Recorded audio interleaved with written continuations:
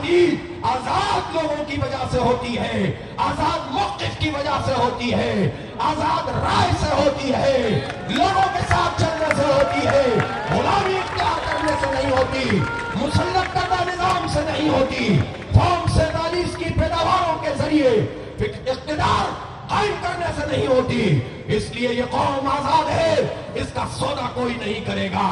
جس نے اسرائیل کو تسلیم کرنے کی طرف یا ابراہیم اکارڈ کی طرف پیش رفتی کی، سوچا بھی یہ لاکھوں لوگوں کی پارلیمنٹ، یہ فارم 45 سے بھی زیادہ باعزت پارلیمنٹ ہے، یہ اعلان کر رہی ہے تمہارے اقتدار ایک طرف رہ جائے گا، یہ عوام تمہیں نہیں چھوڑیں گے۔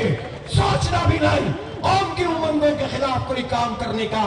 اس لیے ایک ہی ریاست ہے فلسطین کی ریاست، اور ایک ہی قیادت ہے اس وقت حماس کی قیادت، اس کو ریکگنائز کیا جائے۔ اور اس وقت اگر ٹرمپ نے 20 نکات پیش کیے تھے تو یہ پروپیگنڈا کیا گیا اور یہ چاہا گیا کہ حماس اس کو ریجیکٹ کرے اور سارا وبال حماس کے اوپر ڈال دیا جائے کہ یہ تو قتل عام کے حامی ہے، یہ جنگ بندی نہیں چاہتے۔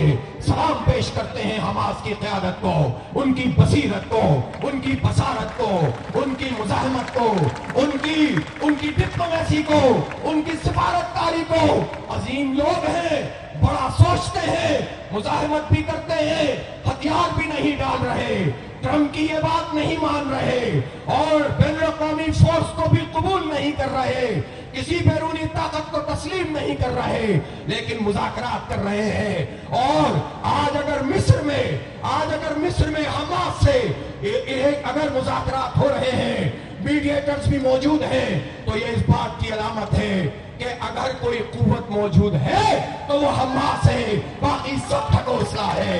یہ جو کچھ بھی اپنے نمائندے انہوں نے فلسطینی اتھارٹی کے نام پر رکھے ہیں، یہ عوام کی ترجمانی نہیں کرتے، لیکن اب ان سے لڑنا بھی نہیں چاہتے۔ اسی لیے حماس نے بھی فلسطینیوں کے سارے گروپس کو بھی اعتماد میں لیا ہے، جہاد اسلامی کو بھی اعتماد میں لیا ہے، اتھارٹی کے لوگوں سے بھی بات کی ہے، اور اب وہ پوری امت اور انسانیت کا مقدمہ اس وقت بھی مذاکرات کی ٹیبل پر بھی لڑ رہے ہیں، ہتھیار بھی نہیں ڈالے ہیں، بین الاقوامی تسلط بھی قبول نہیں کیا ہے، مذاکرات بھی کر رہے ہیں، قیدیوں کے تبادلے کا باوقار نظام بھی بنا رہے ہیں۔ یہ ہے حماس کی طاقت۔ اور یہ بھی کہنا چاہتا ہوں کہ اگر ایسا ہی ہے جو لوگ کہتے ہیں کتنے لوگ شہید ہو گئے، حاصل کیا ہوا، تو پھر ہم یہ بھی بتانا چاہتے ہیں فلسطینیوں کے پاس چوائس کیا تھی۔ 125 سال سے شہید کیے جا رہے تھے۔ آپ تاریخ اپنے بچوں کو پڑھائیے، یہ جو دانشور دانشگردیاں کرتے ہیں، اپنے بچوں کو یہ بتائیں کہ فلسطینیوں کے ساتھ کیا سلوک 100 سال سے زیادہ ہو رہا ہے۔ اور آپ نے یہ دیکھا ہے کہ وہاں ان کی بستیوں کو جس طرح 100 سال پہلے تاراج کیا گیا تھا، تو اس وقت بھی ہندوستان میں آل انڈیا مسلم لیگ احتجاج کرتی تھی، جلسے کرتی تھی، جلوس نکالتے تھے، بلکہ مجلس احرار بھی یہ کام کرتی تھی۔ ہم نے کتابیں پڑھی ہیں اور اس میں لکھا ہے کہ انگریز نے، برطانوی سامراج یہاں پر موجود تھا، انگریز کی حکومت بر صغیر میں تھی، اور فلسطین کے حق میں تقریریں کرنے پر ان کو گرفتار کیا جاتا تھا۔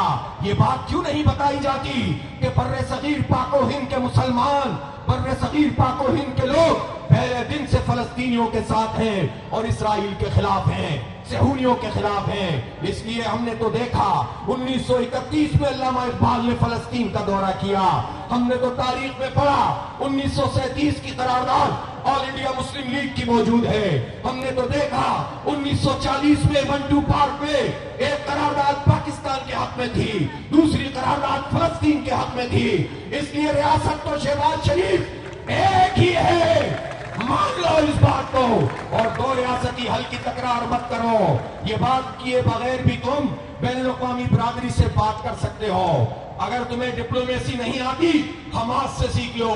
اسرائیل سے وہ بالواسطہ اور بلا واسطہ مذاکرات بھی کرتے ہیں، تسلیم بھی نہیں کرتے، وہ تو دو ریاستی حل کی بات نہیں کرتے لیکن پھر بھی مذاکرات کرتے ہیں. تو یہ ڈپلومیسی اگر نہیں آتی تو حماس سے سیکھ لو, اور آتی ہے پھر بھی غلامی اختیار کرتے ہو تو پھر کتنی بڑی بدنصیبی کی بات ہے. اس لیے میرے ساتھیوں اور دوستوں, فلسطین کی ایک ریاست ہے اور وہی ریاست ہے, باقی سب دھوکہ ہے.